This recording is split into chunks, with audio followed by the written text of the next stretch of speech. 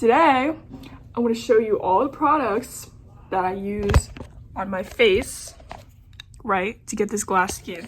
Serum, my toner, this heart leaf from Anua, mixed bean essence I got from Costco, my collagen ampule that I also got from Costco, my Sunjung foaming cleanser, AB Jericho rose cream, my blue ampule, my cleansing balm, and my BOJ sunscreen.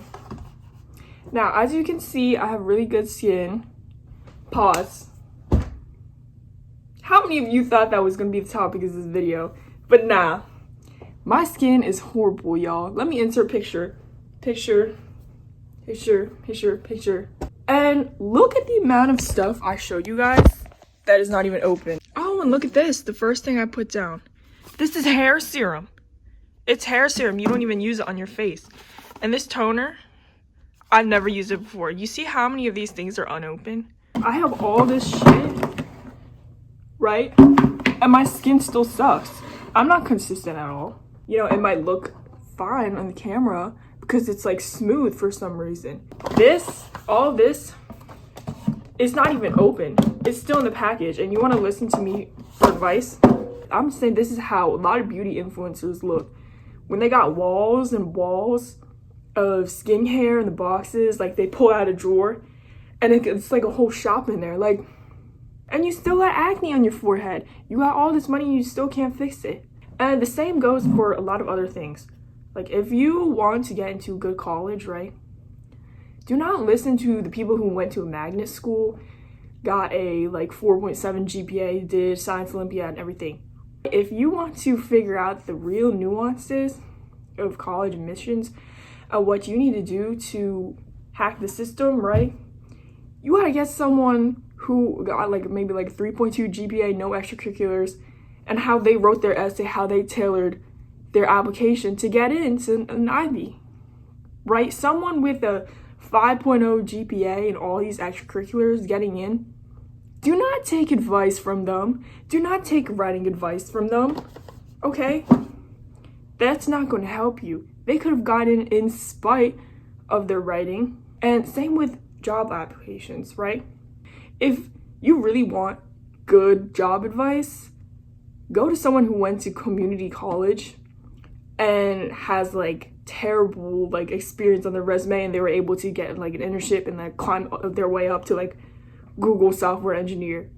Okay, do not listen to someone who went to UIUC or like UMich or Vanderbilt or something. Like they already got a head start that you're not gonna have. And even if you do go to those schools, you still listen to the people who went to community college because obviously they optimized something that you never even had to consider because you already had that leap, right? Same with cooking videos. Like Joshua Weissman or something, when he's like, oh, how do you make a Big Mac at home, but better? Insert picture. And it's like, you gotta do 2 days of meal prep. You gotta get your own chicken, grind it up in a meat grinder, and make your own chicken patty. Like, us normal people do not have the bandwidth to do that. It's not impressive when your inputs, your effort is 1, and your result is 1 to 1. If you put in like 2 days of meal prep and you're like a professional chef and you're making this, obviously it's gonna turn out good. We normal people, we want to find a recipe where we can put like jack shit effort in and get something great. We don't want a whole day of marinating or like crock potting and then you gotta make the sauce, make the pasta, get your own pasta maker. Like, y'all. Same if you want to get fit, right? Do not listen to someone who was already lean and never had to care about their weight and they just built an ass or they got their like back bigger. Listen to people who were like almost obese and now they're like ripped. If you can't see their before, if you don't know what they look like before, don't even start. And same with replicating success, right? If you see somebody on Instagram who's saying, you know, sign up for my one-on-one coaching course and I can get you to 100K. And they got like 100 followers on Instagram. That all tells you all you need to know. You don't even have your own success to show for it. And you guys shouldn't even listen to me if you don't respect me, right? You don't know what my life is like. You don't know how I be like behind the scenes, which is why I'm gonna start trying to show more of my life so you guys can actually see, like, does what I'm saying align with how you actually want to live? Because if it doesn't, then you might as well throw out everything I'm saying. But going back to the skincare thing, right? Like, train your bullshit meter. I have 3 things and then like a thing that's not even open. If you see people on Instagram like touting a product and the product is like full, like it's not like empty looking like it's about to crash out, I wouldn't trust it. Just look at their skin, you know? Because I still got some red spots here. Like, if your skin is not perfectly clear, I don't want to hear anything from you. So if you want to like tout all this like skincare advice, then you better have something to back it up. So just train your bullshit meter, right? If someone is where you want to be and their circumstances were starting wise were worse, then they probably have some good lessons. So if you want to be successful in a field, look at the people who had to work up from absolutely nothing and how they did it. And you know, if they have like a mentality that seems really hard to build, maybe don't look at them yet, because some people, they just got that dog in them, so everything else just comes because they're able to just like harness it and go full send.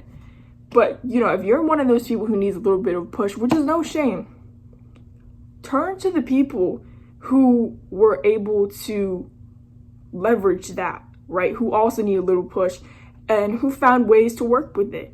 Because not everybody is just going to already have that dog in them, like have like life circumstances that are so bad that they are just like started like from the start, right? And there's no shame in it, because self-awareness is a hell of a lot more important.